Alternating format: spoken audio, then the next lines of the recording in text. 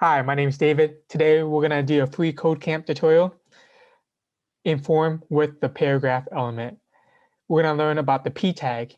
So P is short for paragraph, and it indicates when you write a paragraph. So we use these H1 as headers, these H's as headers, and then within these we write P tags for paragraphs or any text you want to write. So you can create a paragraph element by creating a P tag like this. Write the text you want it to be inside of the paragraph, and then you close the P tag.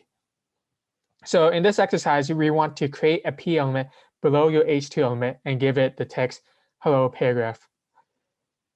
And just to note that it's written in lowercase. So your code should have a valid P element. So it goes below this. So we create a P. And we have the text hello paragraph. And then we have a closing tag. So we just do this for the closing tag. And there you go. Thank you. And you can see it goes here.